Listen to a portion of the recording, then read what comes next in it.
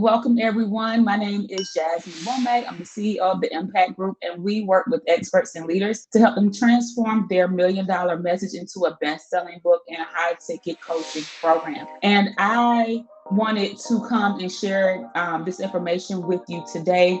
Business success lessons from the Bible. Hi, my name is Jasminewomack. I'm a wife, a mother, I'm a woman of God, and I am a trendsetter. I help authors, speakers, and coaches stand out as subject matter authorities on their topic and in their industry. And I do this by helping them to write and self-publish a best-selling book, and then I teach them how to turn their book into programs, courses, and premium price coaching communities. Every morning, as part of my morning routine, I will either listen to the audio Bible or I will read the physical Bible, right? And so I get most of my revelation when I'm actually reading. And typically I will get up before my family wakes up and I will read. This was something that I was doing before I got married, before I had children and all the things. And so it's still something that I do today. And so I was up reading, and when I read, I typically will just flip. Oh, I will say a prayer, and I will just open the Bible, and I will read what I feel like God has directed me to read. And so this morning, I flipped open to 2 Chronicles, where King Solomon was crowned as king. And God said to him, according to the scripture, God said to him in chapter 1, verse 7, God appeared to Solomon and told him to ask me for whatever you want. And Solomon prayed for wisdom and knowledge to effectively lead and govern the people. And because he didn't pray for riches, because he didn't pray for wealth, because he didn't pray for possessions and honor, God gave him the wisdom and the knowledge that he asked for, in addition to wealth, in addition to possessions, in addition to respect, and told him that there will never be anyone, there has never been anyone like you before you, and there will never be anyone coming after you. And I didn't even think about that alone. That wasn't even one of my 8, because I was going to share with you all 8, but I think we're going to do 9. And that really is the first lesson. Have you ever stopped to just ask God for what you want, and not focus on material goods, but focusing on your ability to steward, focusing on your ability to manage, especially for those of you all who are writing, especially for those of you all who are speaking, especially for those of you all who are coaching and leading others. Are you praying for the wisdom and the knowledge to guide the people who are coming to you? Are you praying for the wisdom and the discernment and the insight to help steward the people that you have been called to steward? I think that in the online coaching space, people make it a novelty to be a coach and to do all these things. But you got to understand that when you step into a position of leadership and authority, such as coaching and consulting someone, you are guiding them, and your advice, whether or not they follow it, can lead to exponential results in all areas of their life. Now, while as business coaches, we are not life coaches, the business advice and the strategies that we give to people can very well impact other areas of their life. Have you stopped to take the limits off and to pray and to ask God for what you want? And when you want, and for those of you all who are in leadership or working to gain more esteem and more visibility, are you asking and praying for the ability to manage the visibility that you desire? Are you praying for the ability to understand and the wisdom and to lead and consult others when you are pouring into their lives in such a professional and personal way? Not only does it take strategy and skill, but it takes wisdom and knowledge and discernment as well. And I thoroughly believe, this might just be me, but I thoroughly believe that when you pour into someone's life, you can have a positive impact that will expand and spread to multiple areas. Okay. That wasn't even one of my points, but it came up while I was talking. All right, so let's get into these steps for business success. I actually had 8, but it's going to be 9. That was the first one. Number 2, one of the lessons that I learned from this passage, I was reading in 2 Chronicles chapter 2. when Solomon had been anointed king and now he was working to rebuild the temple. Solomon thought big and executed big because he served a big God. And this is coming from chapter 2, verse 5. It says, the temple I am going to build will be great because our God is greater than all other gods. And for all of my kingdom entrepreneurs out there, if you have ever needed permission to go big, let this be your permission to go big and to play bigger than ever. You don't have to play small. You don't have to stay in the shadows. You don't have to stay behind the scenes. It says in chapter 2, verse 5, the temple I am going to build will be great because our God is greater than all other gods. You are not just a testament to the goodness of God when you're in church. Your life and your business should be a testament to how good and how great God is. So let this be your permission to go big and put yourself out there. Are you all following me? Because everything that you do is a reflection of the God that you serve. Everything that you do is a reflection of the God that you serve. Everything is a reflection of the God that you serve. And so many of us approach our businesses and our goals in a manner in which is just kind of second rate and second class. And it's like, why? How can you say that you serve a good God and a big God, but you're scared of doing something as small as turning your phone on and going live? You're scared to put yourself out there. You're scared to raise your prices. You're scared to do the things you know you need to do when the very things you know you need to do could be putting you on another platform so that you can spread light, spread goodness, and bring people to Christ through your business. Y'all ain't hearing me. If you have ever needed permission or validation to play big and to go get big, let this be it. And you can write that scripture down. It's 2 Chronicles chapter 2, verse 5. I'm going to build, everything I'm going to build will be great because the God that I serve is greater than all other gods. Okay? The third lesson that I learned, niching is necessary. So there's a lot of noise out here on social media saying it's okay to be a serial entrepreneur and do all of the things, but niching down is necessary. Become known for one thing. So I'm in 2 Chronicles. All this is coming out of 2 Chronicles chapter 2. So in verse 7, Solomon, he wasn't looking for people to just come and build the temple.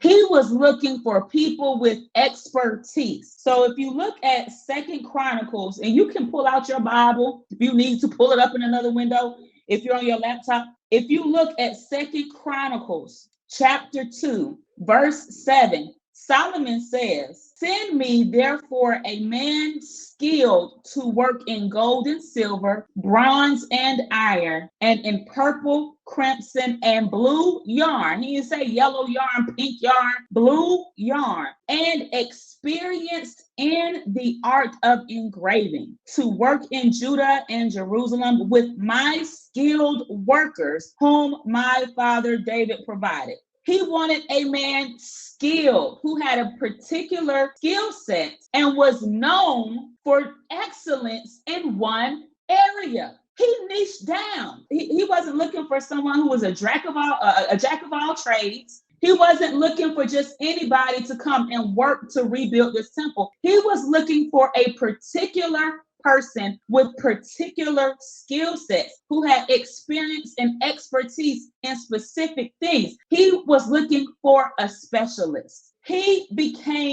This person was known for this thing. So what happened is, if you go on down into chapter 2, verse 13, King Hiram responded to him. He said, I am sending you Hiram-Abi, a man of great skill, whose mother was from Dan and whose father was from Tyre. He is trained to work in gold and silver, bronze and iron, stone and wood, and with purple and blue and crimson yarn and fine linen. He is experienced in all kinds of engraving and can execute any design given to him.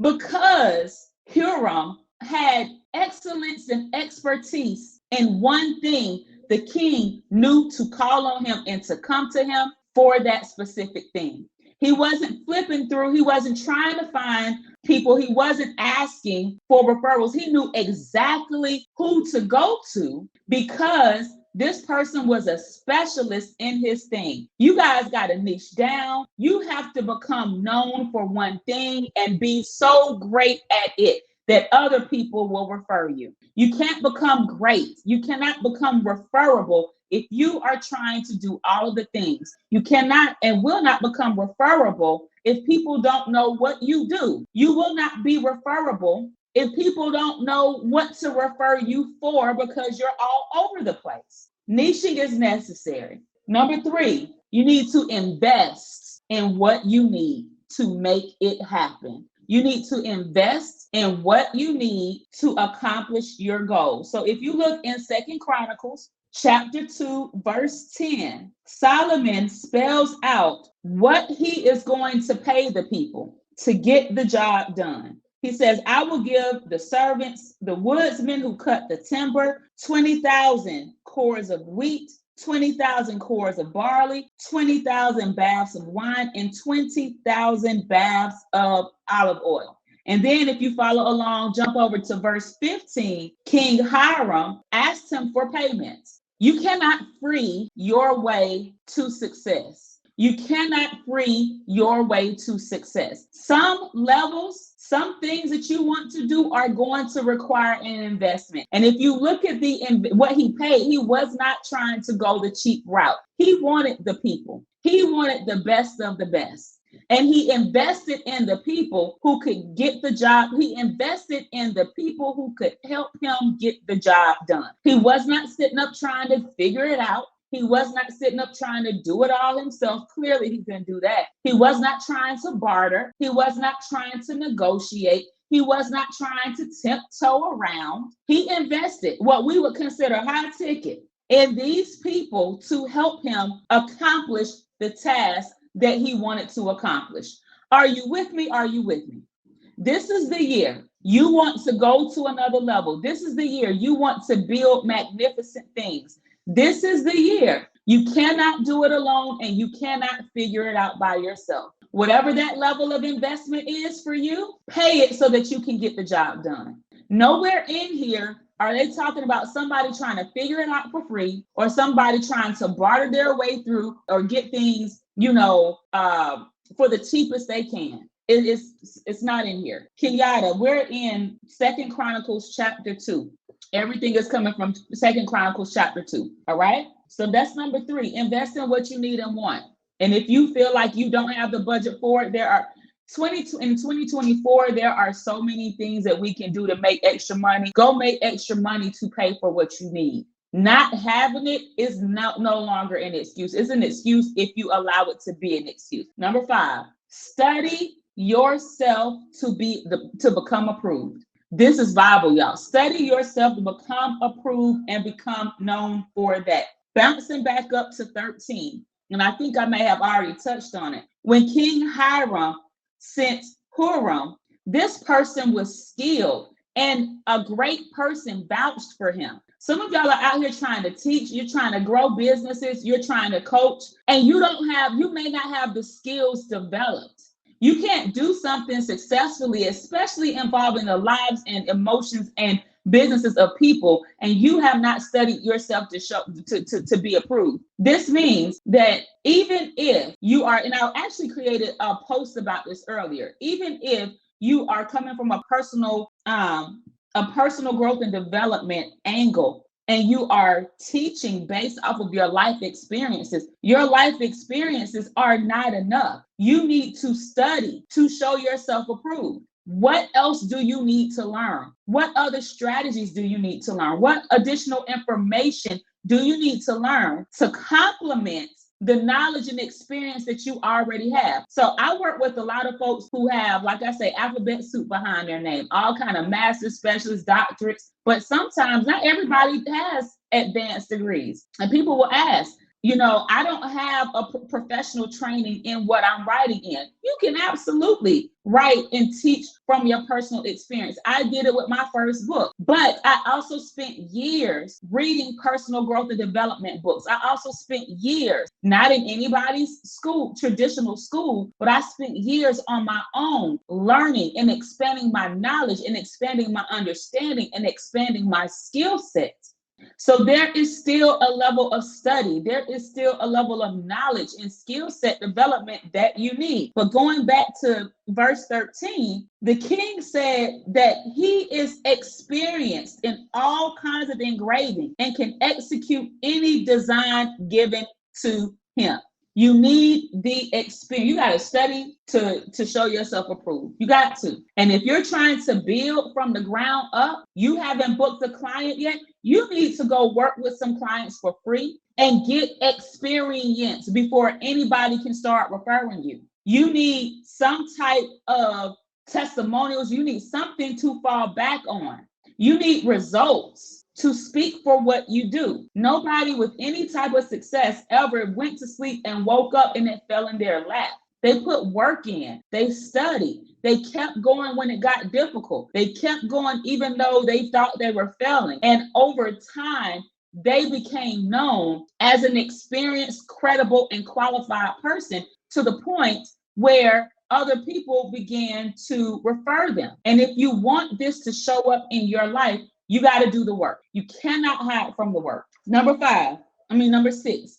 I'm still in verses 13 and 14 here. 2 Chronicles chapter 2. Become so good that others brag about how good you are. Become so good that your confidence in what you do and how you do it. Confidence sells. But we're not talking about fake confidence to try to take advantage of people. This is strong, solid confidence that exists because you know who you are and whose you are. You know what you do and what you do well. Stand in that. When you're unsure about what you do and whether or not you do it well, then typically you will question yourself. That means you need more results. That means you need extra experience. That means you need to go back to the field and put in more practice, because no one should ever, when you are an expert at what you do, no one should ever make you question whether or not you're good at it.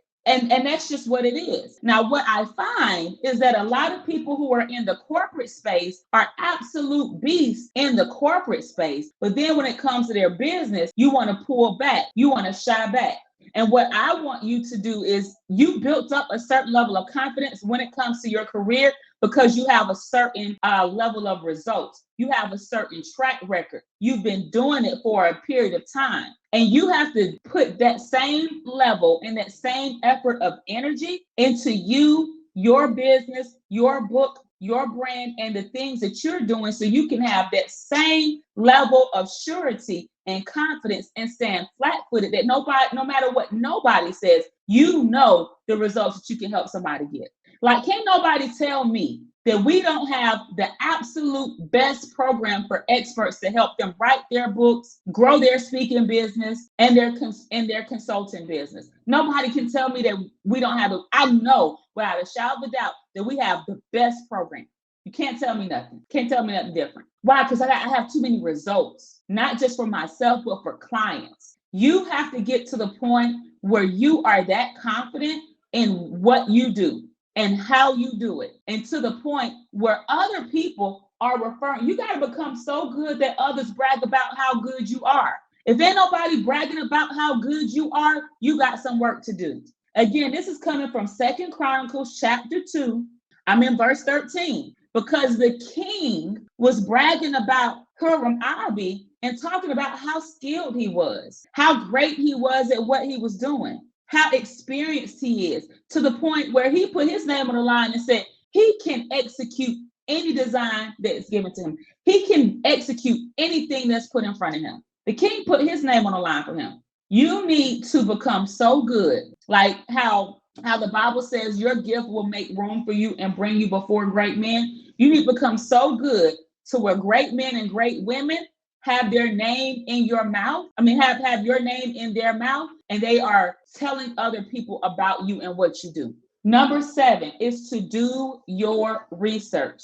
A lot of people just go out and try to start businesses. That is not a success. That's not a success strategy. Do your research. So we're looking at Second Chronicles chapter 2, verse 17. Now, verse 17 says that Solomon took a census of all the foreigners residing in Israel after the census his father had taken, and they were found to be 153,600. He had accurate numbers. Before he started building the temple, he had to see how many people he had. And he went for particular people. He wasn't looking for everybody. He was looking for the foreigners who lived in the city. And how did he find out how many there were? He took a census. He took a survey. He had them. They did a census. You guys know what the census is. He assigned 70,000 of them to be carriers, 80,000 to be stone cutters in the hills, with 3,600 foremen over them to keep the people working. So my next 3 points are going to come from those 2 scriptures, verses 17 and 18 in Second Chronicles chapter 2. So we're going to start with verse 17, do your research. Before he built anything, he went and did a census. He conducted a census. Not only did he conduct the census, he looked at how big he wanted the temple to be. He looked at the materials that he wanted. He had to find the people who could do the work that he needed done the way he wanted it done. And then he had to go find the people. He did his research before he actually jumped into executing on this project. This is a business success lesson. You have to, by all means, take time to do your research before anything. You got because you didn't do your research. Some of y'all wasted your time because you didn't do your research. Some of you all jumped into something that you had absolutely no business jumping into because you didn't do your research. He had accurate numbers. He knew accurate numbers. He knew exactly what he wanted, who he needed to go to, how much it was going to cost him. He knew all these things because he took the time to do the research before he laid or cut a single stone. Do your research. Number 8, make data-driven decisions. This is a business success lesson. After Solomon conducted the census, this is a little bit different, Vinayas. Yes, we do believe in Habakkuk 2:2, but this is different. After Solomon took a census based on the results, after he did his research, based on the results that he had, he made decisions based on the data. This means that in your business, you have to take a moment to assess, to reassess, and make decisions not based on how you feel, but based on the data and the information that you have collected from your research. This will oftentimes prevent you from getting caught up in situations or with people that you shouldn't be connected to. This will prevent you from going into things or going into situations haphazardly and not having all the information. Make data-driven decisions. So it says in Second Chronicles chapter 2, verse 17 and 18, he found that he had over 153,000 foreigners. And from that, he determined that he wanted 70,000 of them to be carriers, to carry the materials, and 80,000 to be stone cutters. That's a lot of people. Not only did he understand who he had in his city, but then he gave them assignments. And again, this was not everybody. These were the foreigners, people who were not originally from his town. But he collected the data in the census, and then he used the data to make data-driven decisions. Some of y'all are bumping your head up against the wall. You keep doing the same thing the same way over and over and over again without results, and you're not looking at the data. You're constantly doing the same things in the same way and not getting the results, and you're not looking at the data. That doesn't mean that you should quit. That means that when you look at the data, and if the data isn't giving you the information that you want, and if you find that from the data, your actions are not pushing you towards your goals, you need to make an adjustment. So say, for instance, you have 1,000 Instagram followers and your goal is to get to 2,000. in the next 90 days. And you just keep putting up Canva quotes every single day. And when you look at your analytics, they're tanked. That's the data.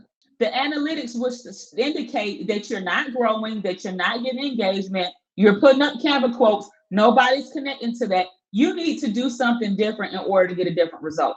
If the data shows that your following is increasing, but nobody's booking calls with you, you're not converting, that's some other data. That means that you need to maybe create some different type of content. If you're going live at 4 a.m., maybe you need to go live at 7 o'clock in the evening when people are up. The data should drive your decision. I had to make some changes recently in my business based on the data.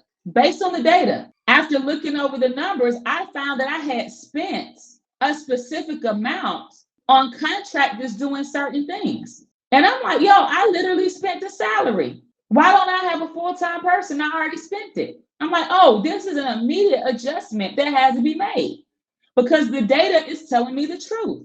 All right. And my last, number 9, for all my business owners, for everybody who's growing a business and you want to grow it even more.